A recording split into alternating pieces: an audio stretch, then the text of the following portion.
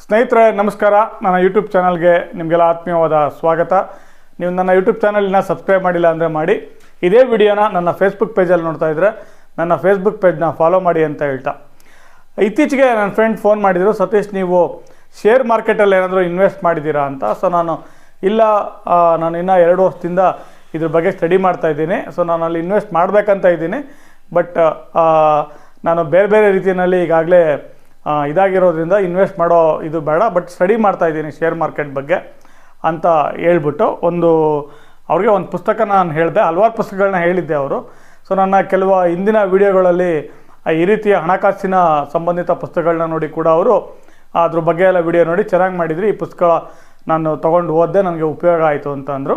So ಅದೇ ರೀತಿ share ಮಾರ್ಕೆಟಲ್ಲಿ ನಾವು ಇರಬೇಕು, ಇನ್ವೆಸ್ಟ್ ಮಾಡಬೇಕು, ಇಲ್ಲ ಅರ್ನ್ ಮಾಡಬೇಕು ಅನ್ನೋರಿಗೆ ಒಂದು ಪುಸ್ತಕವನ್ನು ನಾನು ಈ ವಿಡಿಯೋದಲ್ಲಿ ಪರಿಚಯಿಸ್ತಾ ಇದ್ದೀನಿ. ಸೊ ಅದು ಷೇರು ಸಂಜೀವಿನಿ ಅಂತ ಅಂದ್ಬಿಟ್ಟು, ಈ ಷೇರುಪೇಟೆ ವಿಷಯಗಳಲ್ಲಿ 4 ದಶಕಗಳ ಅನುಭವ ಇರುವ KG ಕೃಪಾಲ್ ಅವರ ಒಂದು ವಿರಚಿತ ಪುಸ್ತಕ ಇದು ಷೇರುಪೇಟೆ ಸಂಜೀವಿನಿ ಅಥವಾ ಷೇರು ಸಂಜೀವಿನಿ ಅಂತ ಅಂದ್ಬಿಟ್ಟು, ಷೇರುಪೇಟೆಯ ಅರ್ಥಗರ್ಭಿತ ವಿಚಾರಗಳಾಧರಿಸಿದ ಕೃತಿ ಅಂತ ಈ ಪುಸ್ತಕವನ್ನು ಕೃಪಾಲ್ ಸರ್ ನಮಗೆ ಕೊಟ್ಟಿದ್ದಾರೆ. ಷೇರುಪೇಟೆ ಸಂಜೀವಿನಿ, ಅರಿವಿನ ತೋರಣ, ಹೂಡಿಕೆಯ ಹೂರಣ, ಅರಿವು ತಿಳಿವು ಸುಳಿವುಗಳ ಸಮಾಗಮ ಅಂತ ಈ ಪುಸ್ತಕವನ್ನು ಓದುಗರಿಗೆ, ಶೇರ್ ಮಾರ್ಕೆಟ್ ಬಗ್ಗೆ ಇಂಟ್ರೆಸ್ಟ್ ಇರೋರಿಗೆ ಕೃಪಾಲ್ ಸರ್ ಕೊಟ್ಟಿದ್ದಾರೆ. ಈ ಒಂದು ಕೃತಿಗೆ ಮುನ್ನುಡಿ ಬರೆದಿರೋದು ಖ್ಯಾತ ಸಾಹಿತಿಗಳಾದ ವಿದ್ಯಾವಾಚಸ್ಪತಿ ಡಾಕ್ಟರ್ ಅರಳು ಮಲ್ಲಿಗೆ ಪಾರ್ಥಸಾರಥಿ ಅವರು. ಸೊ ಅವರು ಇಲ್ಲೊಂದು 2 ಮಾತು ಹೇಳಿದ್ದಾರೆ, ಭಾಳ ಅರ್ಥಪೂರ್ಣವಾಗಿದೆ, ಅದಕ್ಕೆ ನಾನು ಅದನ್ನು ಹೇಳ್ತಾ ಇದ್ದೇನೆ. ಧರ್ಮ, ಅರ್ಥ, ಕಾಮ, ಮೋಕ್ಷಗಳೆಂಬ ಚತುರ್ವಿಧ ಪುರುಷಾರ್ಥಗಳಲ್ಲಿ ಮೋಕ್ಷದಷ್ಟೇ ಮಹತ್ವದ ಸ್ಥಾನವನ್ನು ಅರ್ಥಕ್ಕೂ ನಮ್ಮ ಪೂರ್ವ ಸೂರಿಗಳು ನೀಡಿದ್ದಾರೆ. ಹಣವಿಲ್ಲದವನೊಬ್ಬ ಹೆಣವೇ ಸರಿಕಂಡ್ಯ ಎಂದಿದ್ದಾರೆ ವಾದಿರಾಜ ಸ್ವಾಮಿಗಳು. ಋಷಿಮನಿಗಳು ಆಶೀರ್ವಾದ ಮಾಡುತ್ತಿದ್ದೇ ಧಾನ್ಯಂ ಧನಂ ಬಹುಪುತ್ರ ಲಾಭಂ ಎಂದು.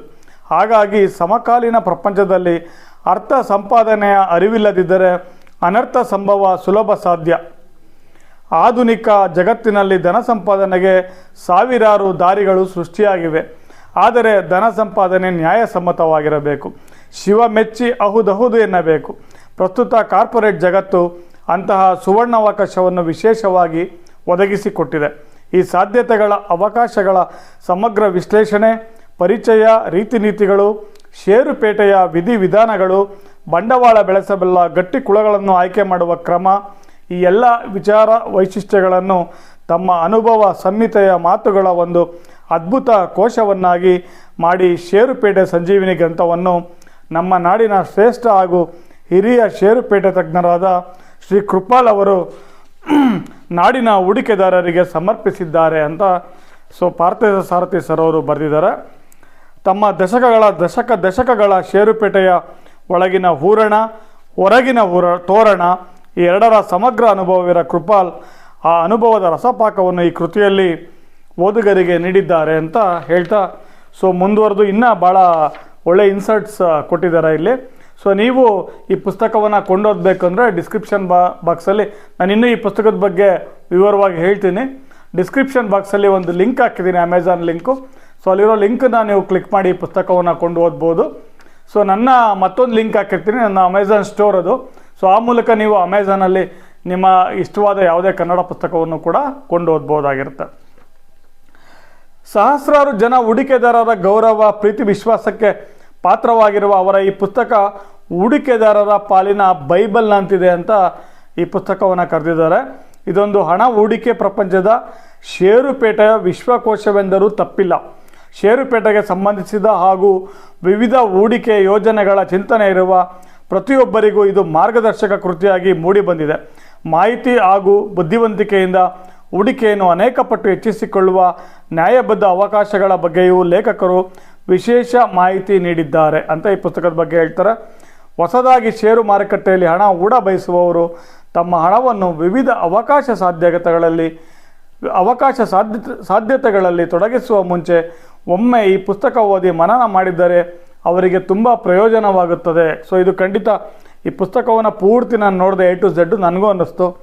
ಹಾಗೆಯೇ ಬದಲಾಗುತ್ತಿರುವ ಷೇರುಪೇಟೆಯ ಚಿಂತನಾ ಶೈಲಿ, ಹೊಸ ಅವಕಾಶಗಳು ಹಾಗೂ ವಿಸ್ಮಯಕಾರಿ ಬೆರಗುಗಳ ಬಗ್ಗೆಯೂ ಅಪೂರ್ವ ಮಾಹಿತಿ ನೀಡುವಲ್ಲಿ ಲೇಖಕರು ಯಶಸ್ವಿಯಾಗಿದ್ದಾರೆ ಅಂತ ಹೇಳ್ತಾರೆ. ಷೇರುಪೇಟೆ ಇರ್ಬೋದು, ಸೆನ್ಸೆಕ್ಸ್ ಇರ್ಬೋದು, ನಿಫ್ಟಿ ಇರ್ಬೋದು, ಬ್ರೋಕರ್ ಇರ್ಬೋದು, ಸೆಬಿ ಇರ್ಬೋದು, ರಿಸರ್ವ್ ಬ್ಯಾಂಕ್ ಇರ್ಬೋದು, ಮ್ಯೂಚುವಲ್ ಫಂಡಮೆಂಟಲ್ಸ್ ಇರ್ಬೋದು, ಸ್ಟಾಕ್ ಎಕ್ಸ್ಚೇಂಜ್ ಇರ್ಬೋದು, ಕಾರ್ಪೊರೇಟ್ ಆ್ಯಕ್ಷನ್ ಇರ್ಬೋದು, ಈ ರೀತಿ ಎಲ್ಲ ತಾಂತ್ರಿಕ ಸಾಂಸ್ಥಿಕ ವಿಚಾರಗಳ ಸಮಗ್ರ ವಿಚಾರಗಳನ್ನು ಸರಳ, ಸಹಜ, ಸುಂದರ ಕನ್ನಡ ಭಾಷೆಯಲ್ಲಿ ಎಲ್ಲರಿಗೂ ಆದರಣೀಯವಾಗಿ ಅರ್ಥವಾಗುವಂತೆ, ಹಿತವಾಗುವಂತೆ ಕೃಪಾಲ್ ಕೊಟ್ಟಿರುವ ಪರಿ ಅನನ್ಯ, ಅಪೂರ್ವ. ಅದಕ್ಕಾಗಿ ಕೃಪಾಲ್ ಅವರು ವಿಶೇಷವಾಗಿ ಅಭಿನಂದನಾರ್ಹರು ಅಂತ ಹೇಳ್ತಾರೆ. ಬರಿಯ ಷೇರುಪೇಟೆ ಅಷ್ಟೇ ಅಲ್ಲದಲೆ, ಶೇರ್ ಮಾರ್ಕೆಟ್ ಅಷ್ಟೇ ಅಲ್ಲದಲೆ, ಬ್ಯಾಂಕುಗಳ, ವಿಮಾ ಕಂಪನಿಗಳ, ಚಿಟ್ ಫಂಡ್ ಸಂಸ್ಥೆಗಳ ವಿವಿಧ ಯೋಜನೆಗಳ ಪ್ರಸ್ತಾಪವನ್ನು ಬಿಚ್ಚಿಟ್ಟು ಈ ಪುಸ್ತಕವನ್ನು ವ್ಯಾಪ್ತಿಯ ದೃಷ್ಟಿಯಿಂದ, ಬರೀ ಶೇರ್ ಅಂತಲ್ಲ, ಬ್ಯಾಂಕು, ವಿಮಾ ಇದ್ರ ಬಗ್ಗೆನೂ ಕೂಡ ಭಾಳ ಉಪಯುಕ್ತ ಮಾಹಿತಿಯನ್ನು ನೀಡಿದ್ದಾರೆ ಅಂತ ವಿದ್ಯಾವಾಚಸ್ಪತಿ ಡಾಕ್ಟರ್ ಅರಳುಮಲ್ಲಿಗೆ ಪಾರ್ಥಸಾರಥಿ ಅವರು ಹೇಳಿದ್ದಾರೆ. ಸೊ ಆಮೇಲೆ ಲೇಖಕರ ನುಡಿನಲ್ಲಿ ಕೆ ಜಿ ಕೃಪಾಲ್ ಸರ್ ಹೇಳ್ತಾರೆ, ಆರ್ಥಿಕ ಸಾಕ್ಷರತೆ ಎಂದರೆ ಕೇವಲ ಹಣ ಶೇಖರಣೆಯಲ್ಲ, ಅದು ಕೇವಲ ಸಂಪಾದನೆ ಆಗುವುದು, ಸಂಪಾದಿಸಿದ ಹಣವನ್ನು ನಿಷ್ಕ್ರಿಯಗೊಳಿಸಿಕೊಂಡು ಬೆಳೆಸುವುದಲ್ಲ, ಅದನ್ನು ಬಳಕೆ ಮಾಡುವ ವಿಧವನ್ನೂ ಸಹ ಅರಿತಿರಬೇಕು. ಪ್ರಸ್ತುತವಾಗಿ ಹಣ ಸಂಪಾದಿಸುವ ಚಿಂತನೆಗಳು ಎಲ್ಲರಲ್ಲಿಯೂ ಇದ್ದು ಹೆಚ್ಚಿನವರು ಶೇಖರಣೆಯನ್ನು ಒನ್ ವೇ ಟ್ರಾಫಿಕ್ನಂತೆ ಬೆಳೆಸಿಕೊಳ್ಳುವರು. ಆದರೆ ಆ ಹಣವನ್ನು ಹೇಗೆ ಬೆಳೆಸಿಕೊಂಡು ಸಮತೋಲನ ಸ್ಥಿತಿ ಕಾಪಾಡಿಕೊಳ್ಳಬಹುದು ಎಂಬುದರ ಅರಿವನ್ನು ಮೂಡಿಸುವುದೇ ಆರ್ಥಿಕ ಸಾಕ್ಷರತೆಯ ಮೂಲ ಉದ್ದೇಶ ಅಂತ ಹೇಳ್ತಾ, ಅರ್ಥವನ್ನು ಅರ್ಥವತ್ತಾಗಿ ನಿರ್ವಹಿಸದೇ ಇದ್ದಲ್ಲಿ ಜೀವನ ಅರ್ಥಹೀನ ಅನ್ನೋ ಒಂದು ಮಾತನ್ನು ಕೂಡ ಹೇಳ್ತಾ ಲೇಖಕರು ತಮ್ಮ ಈ ಪುಸ್ತಕ ಯಾಕೆ ಮುಖ್ಯ ಅಂತ ಹೇಳ್ತಾರೆ. ಅರಿತು ಹೂಡಿಕೆ ಮಾಡಿ ಅನುಸರಿಸಬೇಡಿ ಎಂಬ ಪೇಟೆಯ ನಿಯಂತ್ರಕರ ಎಚ್ಚರಿಕೆಯ ಘೋಷ ನಿಜಕ್ಕೂ ಜಾರಿಗೊಳಿಸಿದಲ್ಲಿ ಮಾತ್ರ ಯಶಸ್ಸಿನತ್ತ ಸಾಗಲು ಸಾಧ್ಯ ಅಂತ ಒಂದು ಕಿವಿ ಮಾತನ್ನು ಹೇಳ್ತಾರೆ. ಅರಿತು ಹೂಡಿಕೆ ಮಾಡಿ ಅನುಸರಿಸಬೇಡಿ ಅನ್ನೋದೊಂದು. ಪುಣ್ಯದ ರಕ್ಷಣೆಯಲ್ಲಿರುವ ಪಾಪಿಯನ್ನು ದಂಡಿಸಲು ಪುರುಷೋತ್ತಮನೂ ಕಾಯಬೇಕು ಎಂಥ ಒಂದು ಮಾತಿದೆ. ಒಂದು ಒಳ್ಳೆಯ ಕಂಪನಿಯಲ್ಲಿ ಹೂಡಿಕೆ ಮಾಡಿದಾಗ ಅದರ ಫಲವನ್ನು ಪಡೆಯಲು ಸೂಕ್ತ ಸಮಯದವರೆಗೂ ಕಾಯಲೇಬೇಕು. ಸೊ ಇದು ಭಾಳ ಇಂಪಾರ್ಟೆಂಟ್ ಶೇರ್ ಮಾರ್ಕೆಟ್ ಬಗ್ಗೆ. ಸೆಂಟಿಮೆಂಟ್ಸ್ಗಿಂತಲೂ ಸೆಟ್ಲ್ಮೆಂಟ್ಸ್ಗೆ ಹೆಚ್ಚಿನ ಆದ್ಯತೆಯನ್ನು ನೀಡಬೇಕು ಅಂತ ಹೇಳ್ತಾರೆ. ಸೊ ಇವ್ರದ್ದು ಒಂದು ಕ್ಲಬ್ ಹೌಸ್ ಷೇರುಪೇಟೆ ವಿಚಾರ ಮಂಟಪ ಕೂಡ ಭಾಳ ಫೇಮಸ್ಸು. ಸೊ ಇಲ್ಲಿಂದ ಸಾಕಷ್ಟು ಜನ ಕಲ್ತಿದ್ದಾರೆ. ಸೊ ಈ ಒಟ್ಟಿನಲ್ಲಿ ಸಾಮಾನ್ಯವಾಗಿ ಷೇರುಪೇಟೆ ಚಟುವಟಿಕೆಯಿಂದ ಸ್ವಾಸ್ಥ್ಯವು ಹದಗೆಡುವುದು ಎಂಬುದು ತಪ್ಪು ಕಲ್ಪನೆ. ಮೂಲಭೂತ ಅಂಶಗಳನ್ನು ಆಧರಿಸಿ, ವಿಶ್ಲೇಷಿಸಿ, ವಿವೇಚಿಸಿ ಚಟುವಟಿಕೆ ನಡೆಸುವುದರಿಂದ ಬುದ್ಧಿಶಕ್ತಿ ಚುರುಕಾಗಿ ದೈಹಿಕ ಮತ್ತು ಮಾನಸಿಕ ಸ್ಥಿತಿಗಳು ಸುಧಾರಿಸುವವು. ಹಾಗಾಗಿ ಷೇರುಪೇಟೆಯು ಒಂದು ರೀತಿ ನಮ್ಮ ಆರ್ಥಿಕ ತೊಂದರೆಗಳನ್ನು ನಿವಾರಿಸಿ ಉತ್ತಮ ಸ್ವಾಸ್ಥ್ಯವನ್ನು ಒದಗಿಸುವುದು. ಇಂತಹ ಪೂರಕ ಅಂಶಗಳನ್ನು ಒಳಗೊಂಡ ಕೃತಿಯೇ ಷೇರು ಸಂಜೀವಿನಿ ಅಂತ ಕೆ ಜಿ ಕೃಪಾಲ್ಸ್ ಅವರು ತಮ್ಮ ಮಾತುಗಳಲ್ಲಿ ಬರೆದಿದ್ದಾರೆ. ಈ ಪುಸ್ತಕ ಬಹಳ ದೊಡ್ಡ ಪುಸ್ತಕ, 256 ಕ್ಕಿಂತ ಹೆಚ್ಚು ಪುಟಗಳನ್ನ ಹೊಂದಿದೆ. ಇದರ ಪರಿವಿಡಿ ನೋಡಿದ್ರೆ 4 ಭಾಗಗಳಾಗಿ ವಿಂಗಡಿಸಿದ್ದಾರೆ. ಷೇರುಪೇಟೆ ಪರಿಚಯ ಸೊ ಅಂತ ಅಂದ್ಬಿಟ್ಟು ಒಂದು ಭಾಗ, ಅದರಲ್ಲಿ ಬೇರೆ ಬೇರೆ ವಿಭಾಗಗಳು ಕೂಡ ಇದೆ. ಚಾಪ್ಟರ್ ಒಳಗಡೆ ಸಬ್ ಚಾಪ್ಟರ್ಗಳು ಇದೆ. ಸೊ ಭಾಗ 2ರಲ್ಲಿ ಹಲವಾರು ಮೂಲಭೂತ ಅಂಶಗಳು, ಷೇರು ಬಂಡವಾಳ ಇದ್ರ ಬಗ್ಗೆ ಇದೆ.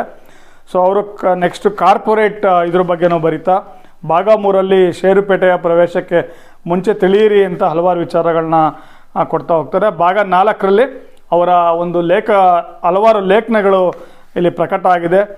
ಹಿಂದೂಸ್ತಾನ್ ಯೂನಿಲಿವರ್ ಯಶಸ್ಸಿನ ವಿಚಾರ ಮತ್ತು ಕರ್ನಾಟಕ ಬ್ಯಾಂಕ್ ಬಗ್ಗೆ ಈ ರೀತಿಯ ವಿಚಾರಗಳನ್ನು, ಒಟ್ಟಿನಲ್ಲಿ ಆರ್ಥಿಕ ಒಳಗೊಳ್ಳುವಿಕೆ ಒಂದು ಚಾಪ್ಟ್ರಿಂದ ಶುರುವಾಗಿ ಭಾಗ 1ರಲ್ಲಿ ಪ್ರಧಾನಮಂತ್ರಿ ಜನ್ಧನ್ ಯೋಜನೆ ಬಗ್ಗೆ ಶುರುವಾಗಿ, ಸೊ ಈ ಪುಸ್ತಕದ ಅಂತ್ಯದವರೆಗೂ ನೀವು ಓದಿದ್ರೆ ನುಡಿಮುತ್ತುಗಳಿದೆ ಕಡೆಯಲ್ಲಿ. ಇಂದಿನ ಈ ದುರಾವಸ್ಥೆಗೆ ಪ್ರಮುಖ ಕಾರಣ ಲಂಗು ಲಗಾಮಿಲ್ಲದ ರೀತಿಯಲ್ಲಿ MRP ನಿಗದಿಪಡಿಸುವುದು ಅಂತಿದೆ. ಇಂದಿನ ದಿನಗಳಲ್ಲಿ ಎಲ್ಲ ದಿಶೆಯಲ್ಲಿಯೂ ಕೇವಲ ಸಾಕ್ಷರತೆಗೆ ಹೆಚ್ಚು ಪ್ರಾಶಸ್ತ್ಯವನ್ನು ನೀಡುತ್ತಿದ್ದು ಆರ್ಥಿಕ ಸಾಕ್ಷರತೆಯನ್ನು ಪೂರ್ಣವಾಗಿ ನಿರ್ಲಕ್ಷಿಸಲಾಗಿದೆ. ಸೊ ಇದು ಖಂಡಿತ ಹೌದು. ಬರೀ ಎಜುಕೇಷನ್ ಕೊಡಬೇಕಂತಾರೆ, ಬಟ್ ಎಕನಾಮಿಕ್ಸ್ ಎಜುಕೇಷನ್, ಆರ್ಥಿಕ ಸಾಕ್ಷರತೆ ಏನಿದೆ, ಹಣಕಾಸಿನ ಬಗ್ಗೆ ಈ ವಿಚಾರಗಳನ್ನ ತಿಳಿಸೋರು ಕನ್ನಡ ಸಾಹಿತ್ಯದಲ್ಲಿ ಅಕ್ಷರಗಳ ಮೂಲಕ ಬಹಳ ಮುಖ್ಯ. ಸೊ ಅದನ್ನು ಕೆ ಜೆ ಕೃಪಾಲ್ ಸರ್ ಅವರು ಮಾಡ್ಕೊಂಡು ಬಂದಿದ್ದಾರೆ. ಸೊ ನಾನು ಈ ಪುಸ್ತಕದ ಹಲವಾರು ವಿಷಯಗಳನ್ನ ಓದಿ ಸಾಕಷ್ಟು ನಾಲೆಡ್ಜ್ನ ತೊಗೊಂಡೆ. ಸೊ ನಾನು ಈಗಾಗಲೇ ರೀಸೆಂಟಾಗಿ ಡಿಮ್ಯಾಟ್ ಅಕೌಂಟ್ ಮಾಡೋದಕ್ಕೆ ಒಂದು ಅಟೆಂಪ್ಟ್ ಮಾಡಿದೆ, ಜಸ್ಟ್ ಏನೋ ಮಿಸ್ ಆಯಿತು. ಈಗ ಬೇರೆ ಒಂದು ಅಕೌಂಟ್ ಮಾಡ್ಕೊಂಡಿದ್ದೀನಿ.